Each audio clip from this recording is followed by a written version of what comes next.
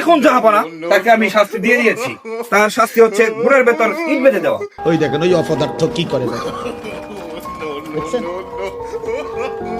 দেখছেন ভাই কি পরিমাণ অপদার্থ দেখেন।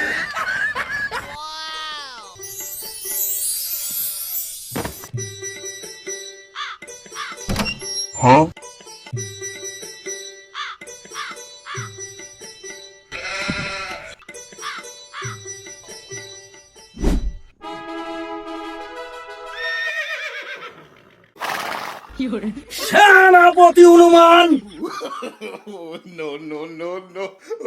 আদেশ করুন জাহাপনা হনুমান।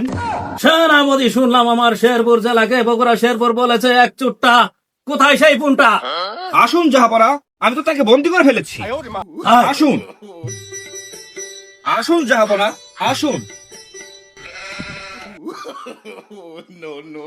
জাহাপনা, এই সেই লোকটা। সেনাপতি, জি জাহাপনা। ওর নাম কি? ওর নাম মতি। ওরে বেটা মতি, তুই আমার রাজ্যে জেনে শুনে করলি এত বড় ক্ষতি। তুই কি জানিস না আমি এই রাজ্যের রাজা? তোকে দিতে পারে কঠিন সাজা। সেনাপতি, জি জাহাপনা। আমার সংবিধানে আমার শেরপুর জেলাকে বগুড়া শেরপুর বলাতে কি শাস্তির বিধান রয়েছে আমাকে তাড়াতাড়ি বলুন।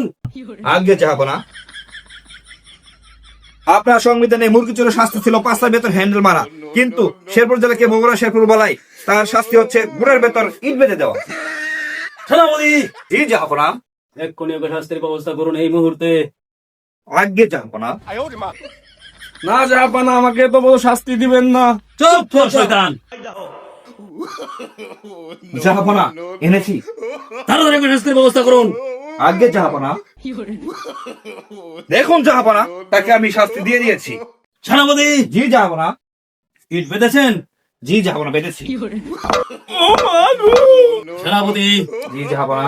এরপর যদি আমার শেরপুর জেলাকে কোন লোক বগুড়া শেরপুর বলে, তাহলে এর চেয়ে আরো ভয়াবহ শাস্তির ব্যবস্থা করবেন। আজ্ঞে জাহাপনা। ঠিক আছে, চলুন রাজপ্রাসাদে। চলুন।